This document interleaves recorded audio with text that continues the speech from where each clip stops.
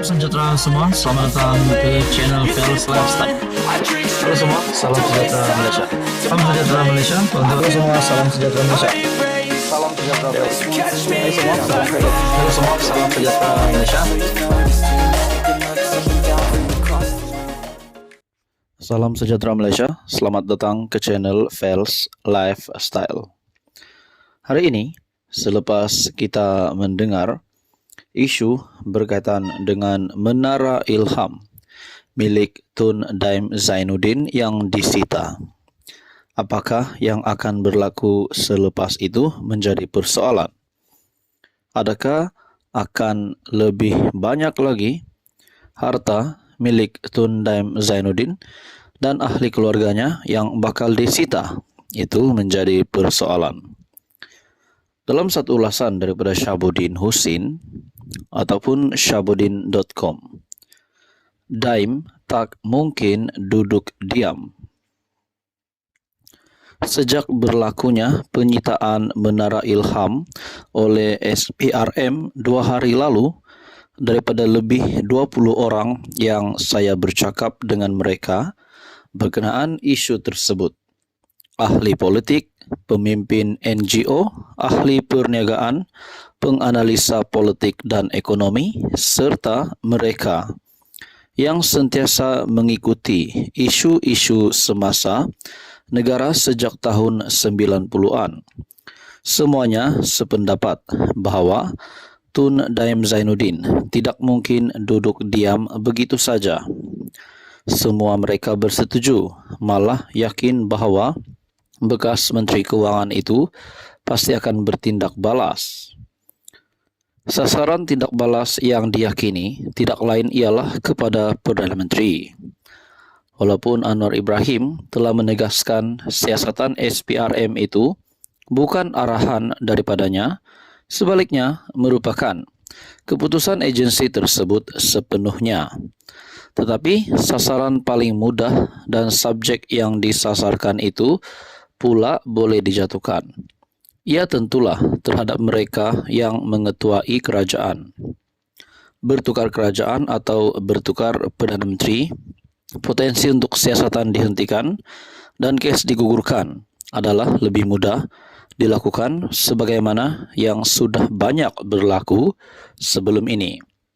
Cuma, apa dan bagaimana bentuk tindak balas yang bakal dilakukan Tun Daim, itu saja yang masih menjadi persoalan. Ada yang mengatakan tindak balas itu pasti dalam bentuk politik. Ada pula mengatakan tindak balas itu lebih mungkin dalam bentuk ekonomi kerana Tun Daim adalah seorang ahli perniagaan dan mempunyai rangkaian niaga yang luas, terutamanya dalam pasaran saham. Tun Daim tambah mereka masih mempunyai cengkaman yang masih kuat dalam bidang ekonomi berbanding politik. Namun tidak kurang meramalkan tindak balas dari segi politik dan ekonomi secara serentak juga tidak mustahil akan dilakukan oleh Tun Daim terhadap Anwar. Apakah Anwar dalam keadaan siap sedia untuk mendepaninya? Ada pula menambah kelebihan yang ada pada Tun Daim untuk memungkinkannya mampu mengatur banyak perkara ialah kerana beliau mempunyai rangkaian yang luas serta sumber kewangan yang mungkin tiada had. Sementara itu, sebagaimana dilaporkan media, Ketua Pesuruhjaya SPRM Azam Baki mengesahkan Tun Daim sedang disiasat kerana dipercayai terlibat rasuah dan penggubahan wang sehingga Menara Ilham miliknya itu disita. Desta yang juga memetik sumber sebagai berkata, beberapa aset milik Daim dan keluarganya mungkin turut disita SPRM. Susulan dipercayai kegagalannya menjelaskan sumber dana bagi pembelian hartanah tersebut. Ini lebih banyak sitaan, ada kemungkinan. Jika ada keperluan untuk aset disita, pegawai penyiasat akan meneruskan permohonan sitaan, kata sumber. Menurut Desta, Azam bagaimanapun enggan mengulas lanjut perincian kes siasatan terhadap bekas Menteri Keuangan itu.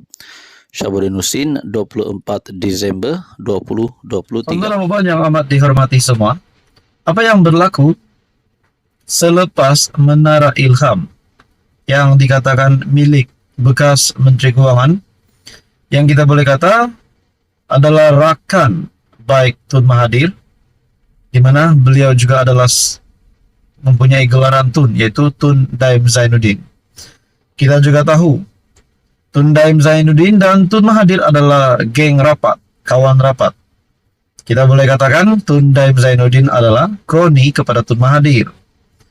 Saudara-saudara yang amat dihormati semua, Menara Ilham disita SPRM dilapor milik Daim Zainuddin. Nah, persoalannya selepas pendedahan ini yang berkaitan penyelewengan dana RM 2,3 bilion. Dan pada waktu itu, pada tahun 1997, Perdana Menteri pada ketika itu adalah Tun Mahathir. Di mana kita juga mengetahui Tun Mahathir pertama kali menjadi Perdana Menteri pada tahun 1981 sehingga tahun 2003. Saya ingat sehingga tahun 2003. Dan pendedahan ini disahkan oleh Ketua Pesuruhjaya SPRM sendiri, Tan Sri Azam Baki. Untuk Bapak yang amat dihormati semua, di mana Menara Ilham yang disita, tindakan itu sebahagian daripada siasatan anti pengubahan uang haram yang bermula pada Mei lalu berkaitan transaksi korporat bernilai RM 2,3 bilion. Pada November 1997 melibatkan Renong Berhad dan United Engineers Malaysia Berhad UEM. Menurut sumber juga, bekas menteri yang rapat dengan bekas Perdana Menteri Tun Dr. Mahathir enggan mengisytiharkan pegangan keuangan miliknya dan keluarga. Bagaimanapun, Daim menolak tuntutan tersebut dan menegaskan bahwa beliau tidak mempunyai kaitan dengan perjanjian Renong UEM. Daim berkata, perjanjian korporat yang menyaksikan UEM memperoleh 33% kepentingan dalam Renong merupakan transaksi korporat antara syarikat yang ditadbir oleh pengurusan, lembaga pengarah, dan pemegang saham. Daim juga meminta lanjutan tempo untuk memberikan butiran mengenai pegangan keuangannya dan meminta SPRM mendedahkan sebab petition pengisytiharan harta berkenaan, termasuk dakwaan beliau disiasat kerana melakukan kesalahan. Sinar Harian pada Khamis melaporkan, Ketua Pesuruhjaya SPRM Tan Sri Azam Baki mengesahkan pihaknya menyita bangunan Menara Ilham pada Isnin. Sebelum ini, Menara Ilham sering dikaitkan dengan seorang tokoh korporat dan bekas menteri.